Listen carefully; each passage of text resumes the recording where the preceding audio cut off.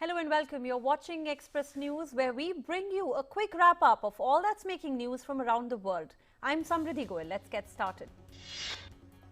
India has made it clear that China has undertaken construction activities in the past several years along the border areas, including in the areas that it has illegally occupied over decades. India has neither accepted such illegal occupation of its territory nor has it accepted the unjustified Chinese claims.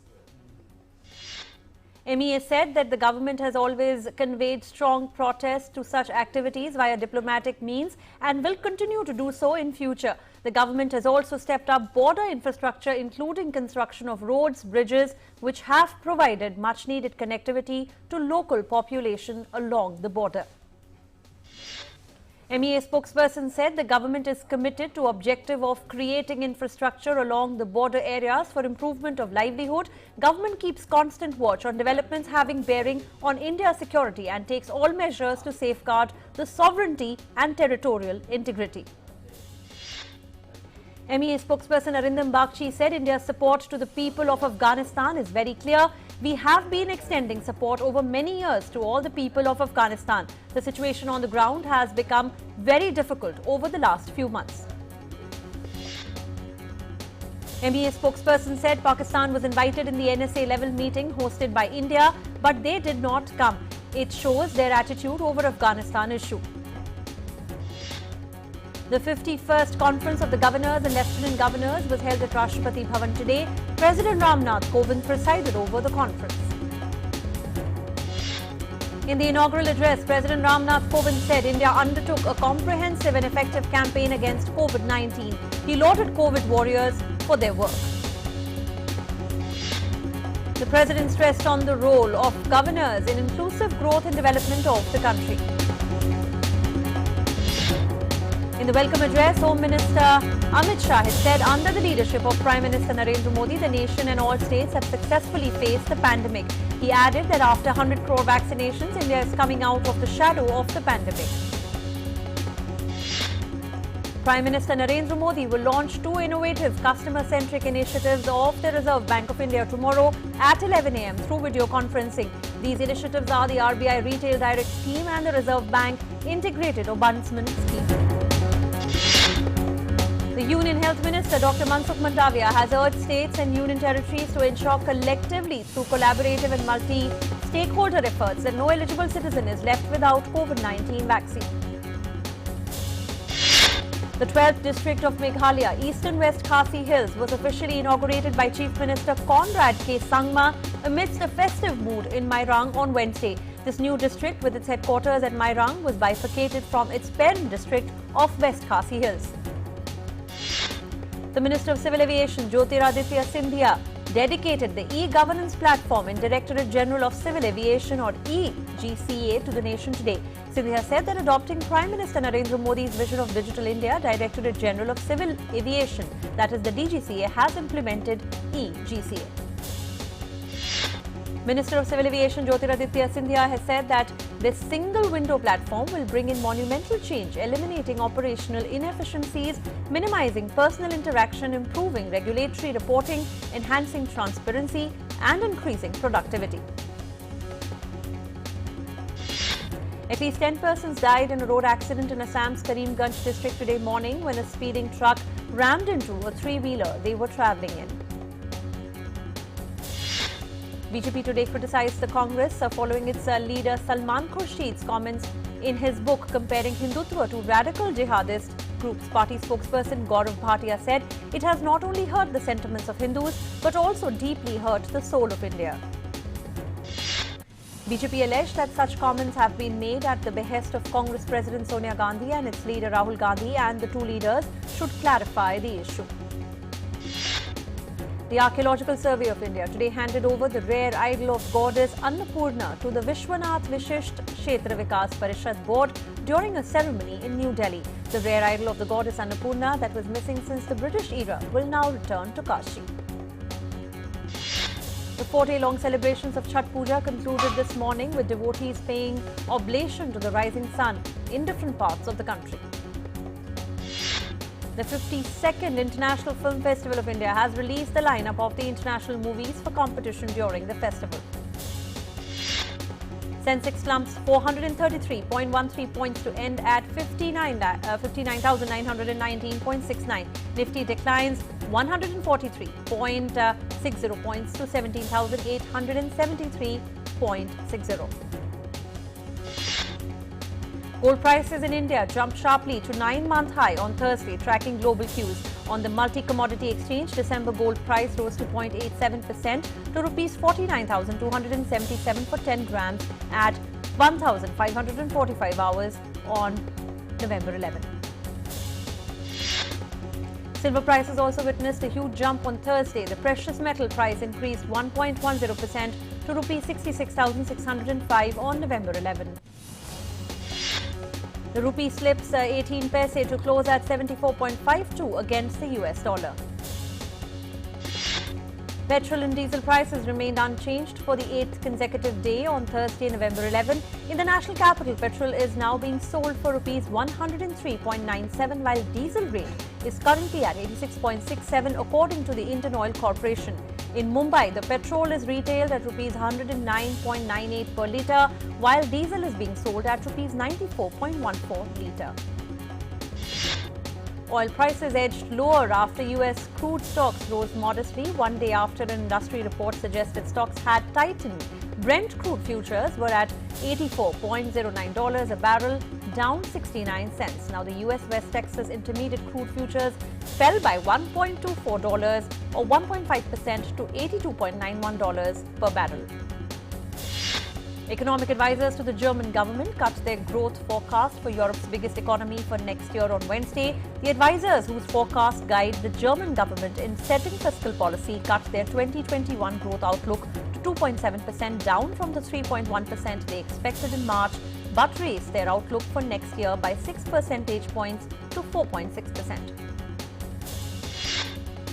Tesla chief executive Elon Musk sold about $5 billion in shares, the billionaire reported in filings on Wednesday. In his first share sale since 2016, Musk's trust sold nearly 3.6 million shares in Tesla, worth around $4 billion, while he also sold another 934,000 shares for $1.1 billion after exercising options to acquire nearly 2.2 million shares. The United States consumer prices accelerated in October as Americans paid more for gasoline and food, leading to the biggest annual gain in 31 years. More signs that inflation could stay uncomfortably high well into the 2022 amid snarled global supply chains. The number of Americans filing claims for unemployment benefits fell to a 20-month low last week. Wall Street ended the session in negative territory on Wednesday. The Dow Jones Industrial Average fell 240.04 points or 0.66% to 36,079.94. The S&P 500 lost 38.54 points or 0.82% to 4,646.71, and the Nasdaq Composite dropped 263.84 points or 1.66% to 15,622.70. With the administration of 57,54,817 vaccine doses in the last 24 hours, India's COVID-19 vaccination coverage has now crossed the landmark of 110 crore as per provisional reports till 7 a.m. today. Over 120 crore vaccine doses have been provided to states and union territories so far. Over 16.74 crore balanced and unutilized COVID vaccine doses are still available with the states and union territories to be administered. A total of 13,091 new cases were reported in the last 24 hours. Recovery rate currently at 98.25%, which is highest since March 2020. A total of 13,878 recoveries in the last 24 hours, which has increased the total recoveries to 3,38,925. Active cases account for less than 1% of the total cases, currently at 0.40%. It is the lowest since March 2020. India's active caseload stands at 1,38,556, which is the lowest in 266 days. Daily positivity rate is at 1.10% and is less than 2% for the last 38 days.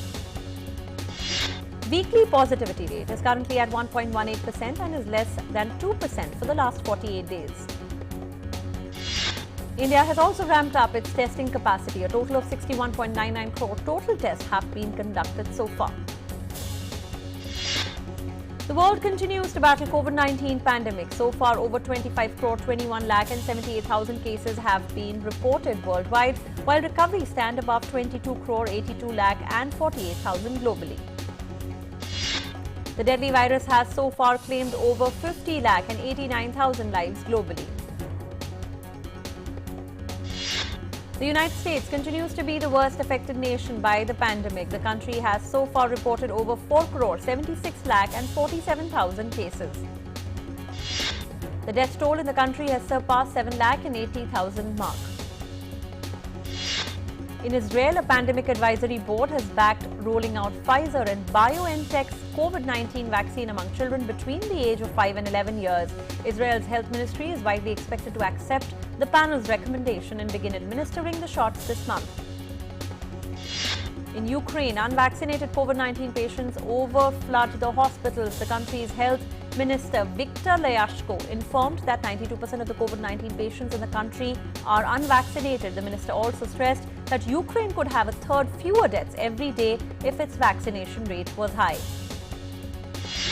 COVID-19 cases and deaths soar in Ukraine, reaching record highs in recent weeks. The country's government has imposed a lockdown to stem the surge and prompt vaccination. Ukraine has more than 31 lakh 30,000 cases of COVID-19. The country has lost over 74,200 lives to the disease. North Korea disinfected shops and informed health workers about the antivirus measures. A video showcased the employees of Pyongyang shop spraying disinfectant and checking body temperatures of customers while providing hand sanitizers to them. Singapore has announced to stop covering the medical bills of the unvaccinated COVID-19 patients by choice from December 8 onwards. The country said that the residents who choose to remain unvaccinated and subsequently contract COVID-19 will have to bear the cost of the bills of the hospital from next month. Currently, the country foots the medical bills for Singaporeans, permanent residents and long-term pass holders. Singapore, where 85% of the population is fully vaccinated now, has been pushing to get as many inoculated as possible and live with the virus. The country has more than 2,27,000 cases of the disease. The United States and China have agreed to boost climate cooperation over the next decade. In a surprise announcement at the COP26 Climate Summit in Glasgow, the two countries released a rare joint declaration promising action. It says both sides will recall their firm commitment to work together to achieve the 1.5 degrees Celsius temperature goal set out in the Paris Agreement. Meanwhile, the U.S. climate envoy John Kerry has said the agreement with China was a statement of support for a successful United Nations climate summit, with both taking a step towards closing the emissions gap. Kerry said the U.S. and China had no shortage of differences, but on climate cooperation is the only way to get this job done. British Prime Minister Boris Johnson urged world leaders to go further in their pledges at the climate conference in Glasgow, saying the goal of limiting the global temperature rise to 1.5 degrees Celsius remained within reach. He said a UN climate change summit had made progress towards halting runaway global warming, but more was needed to seal a deal. The Glasgow Declaration on Zero-Emission Cars and Vans, unveiled at climate talks in the Scottish city, sees the group's pledge to rapidly accelerate the transition to low-carbon emission vehicles, aiming to green leading markets by 2035. Now, one of the COP26 goals is to secure global net zero by mid-century and keep 1.5 degrees temperature rise within reach. US Vice President Kamala Harris and French President Emmanuel Macron have agreed to establish a US-France comprehensive dialogue on space to enhance civil, commercial and national security space cooperation. This comes after Harris met with Macron at the Élysée Palace in Paris to express her appreciation for the close friendship and shared values between the United States and France. UK's Finance Minister Rishi Sunak has said that UK government must do better over the growing scandal on lawmakers being paid for external work, which may breach the Parliament's rules. The questions of MPs having second jobs has come under renewed scrutiny over the past week after Prime Minister Boris Johnson's government sought to change parliamentary conflict of interest rules to protect a colleague threatened with suspension. A total of 51 people who worked for Japanese organizations from Afghanistan have been evacuated by Japan on Thursday. The evacuees include Afghan employees of the Japan International Cooperation Agency and one other Japanese national. Tokyo plans to evacuate 500 employees of Japanese organizations. Swedish centre-left Prime Minister Stefan Löfven has formally resigned, opening the way for Finance Minister Magdalena Andersson to become the country's first woman premier if she can win the parliament's approval. Löfven, a former welder and union negotiator, has headed a minority coalition since 2014 and declared earlier this year that he would step down ahead of the next general election due in September 2022. Sudan's main civilian political coalition rejected any negotiation with the military, holding to its position at its first press conference since a coup led by General Abdel Fattah al-Burhan. A statement said the Forces of Freedom and Change, which had signed a 2019 power-sharing agreement with the military following the ouster of dictator Omar al-Bashir, rejected the coup and had not met with the military. In Sri Lanka, the town of Negombo remained submerged in knee-deep floodwaters on Thursday, even as Sri Lankan weather forecasters expected the recent downpours to ease in the next few days. The rains have killed 25 people in Sri Lanka, most of whom drowned, and more than 2 lakh people were affected. Large number of roads were inundated by floods and houses and buildings partially submerged and residents. NASA and SPACEX launched 4 astronauts into orbit en route to the International Space Station, including a veteran spacewalker and 2 younger crewmates chosen to join NASA's future lunar missions. The SpaceX-built launch vehicle, consisting of a Crew Dragon capsule perched atop a 2-stage Falcon 9 rocket, climbed into the night sky from NASA's Kennedy Space Center in Florida. The last white South African president, Frederick Willem de Klerk, died on Thursday at his home in Cape Town. He is survived by his wife Elita, his children Jan and Susan, and his grandchildren. Now, F.W. de Klerk was the last president of segregated South Africa, and Nelson Mandela, the apartheid revolutionary, was freed during his regime. Following Mandela's release, the 2 politicians worked together to bring an end to the policy of racial segregation. In Spain, fears of potential blackouts over winter is driving unprecedented sales of portable gas-powered camping products. Hardware stores have reported that gas cookers and lamps have been flying off the shelves in recent days, items they ordinarily only sell during summer. Now, shoppers in Madrid say they were seeking alternatives to their hardwired appliances should they either be too costly in a supply crisis or stop working with a blackout. Taiwan has slammed Beijing for its interference in the internal matters of the democratic island after the Chinese Communist Party said that Taiwan's participation in Asia-Pacific Economic Cooperation activities must be based on the One China principle. A United Nations spokesperson told media that the United Nations has not received any official explanation from Ethiopia's federal government in Addis Ababa for the detention of 9 UN staff and at least 70 truck drivers contracted to work for the United Nations. In Peru, rainbow colors are splashed across small houses in a one-grey neighborhood of capital city, creating the optical illusion of a large mural, which can be seen from various vantage points across Lima. The project in Lima's Leticia hillside barrio aimed at improving the lives of those in the COVID-hit community and promoting tourism. Bright paintings adorn many buildings in the neighborhood as the artwork covers an area of over 3 lakh square meters. The ambitious project has the backing of Lima's municipal authority, with residents joining in to bring this massive mural to life. Rainbow colors are splashed across small houses in a once grey neighborhood of Peru's capital city, creating the optical illusion of a large mural, which can be seen from various vantage points across Lima. Sitting on San Cristobal Hill, the artwork covers an area of over 300,000 square meters. 26 works of art seized by French colonial soldiers in 1892 returned to Benin on Wednesday, a landmark in the long fight by African countries to recover looted artifacts. The works, which include the doors of the Palace of Ebomey, royal thrones and warrior dance staffs, were formally welcomed back to Benin at the ceremony presided over by the President Patrice Talon. The artifacts will initially be housed at a museum in the city of Ouidah before being transferred to a new museum that is being built in Abomey, which was home to the royal palaces of the Kingdom of Dahomey.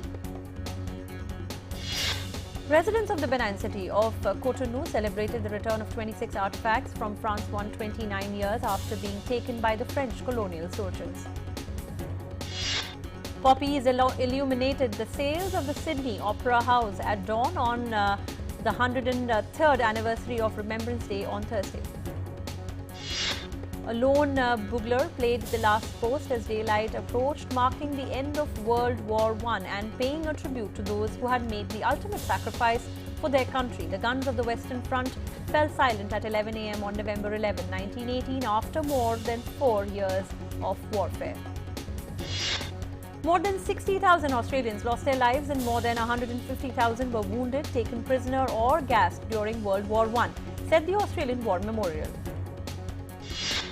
Archaeologists discovered ancient human remains buried at Peru's Chan Chan archaeological site. The skeletons belonging to 25 to 30 Chimu people were found in what is believed to be an ancient mass grave on the Chan Chan archaeological zone, a UNESCO World Heritage Site found in the southwestern city of Trujillo, capital of La Libertad region.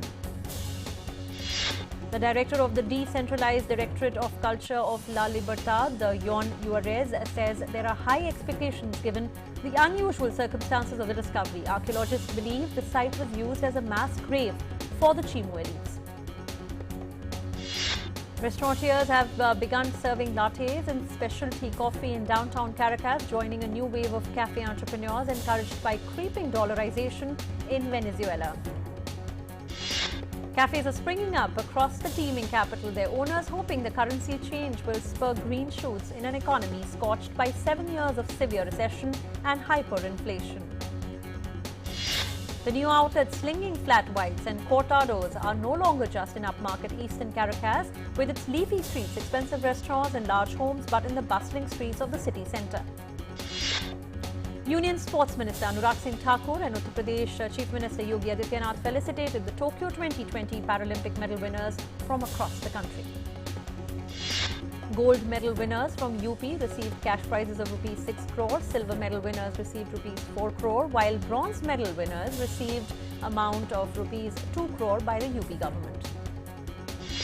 New Zealand makes it to the finals of the T20 Cricket World Cup with a consistent record in ICC events. The team is placed 4th in T20I events. The second semi-finals in the ICC T20 Cricket World Cup today is being played between Pakistan and Australia in Dubai. Pakistan has won all the matches in the group stage, whereas Australia has lost only one in its group stages. The ICC T20 rankings have been released before the first semi-final of the ICC T20 World Cup. Pakistan captain Babar Azam continues to top the latest rankings. At the same time, Indian captain Virat Kohli has slipped to 8th place in the ranking. Brazil's national soccer team trained in Sao Paulo ahead of World Cup qualifier against Colombia. With 31 points, Brazil currently holds the first place of the South American qualifying group. Optimism is rising in Argentina's national soccer team as Lionel Messi is participating in the last training session before the World Cup qualifier against Uruguay on Friday. Messi has recovered from a left leg injury for which he flew to Madrid. Canadian Felix Auger-Aliassime beat Filip Krajinovic 6-3, 6-4 on Wednesday at the second round of the Stockholm Open. The number 2 seed, the highest seed, left in the tournament after Jannik Sinner was knocked out of the tournament earlier in the day by Andy Murray. Former world number 1 Andy Murray beat Italy's young starlet Jannik Sinner in straight sets on Wednesday to move past the second round of the Stockholm Open. Canada's Denis Shapovalov played aggressively against Italian Andrea Vavassori to win 7-6, 6-1 and set up a third-round clash with Frenchman Arthur Rindeneck. The 55th Annual Country Music Association Awards came back to a live audience first time after the COVID-19 pandemic on Wednesday. Fiery performances gave renewed energy to the event. Singer-songwriter Chris Stapleton picked up 4 awards at the Country Music Association Awards. The 4 awards include Stapleton won Song of the Year and Sing of the Year for Starting Over.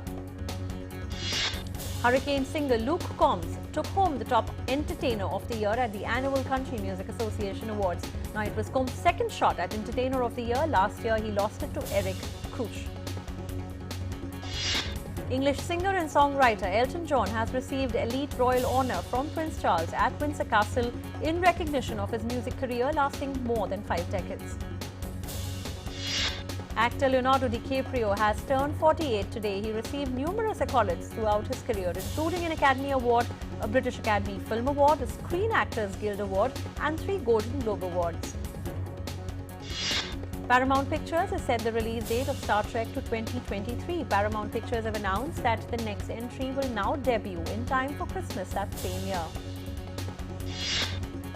Transformers: The Rise of the Beast has moved back a year and will now bow in June 2023. It previously was slated for June 2022. American actor Jerry Douglas passed away at the age of 88. Douglas was well known for playing the role of John Abbott in The Young and the Restless for more than 30 years. Actress Vidya Balan has announced a new film that is yet to be titled. The film will also feature Ileana D'Cruz and Senthil Ramamurthy. And actress Pariniti Chopra shared a glimpse of a shoot of her upcoming movie, Unchai. Pariniti is in Kargil for shoot of the movie.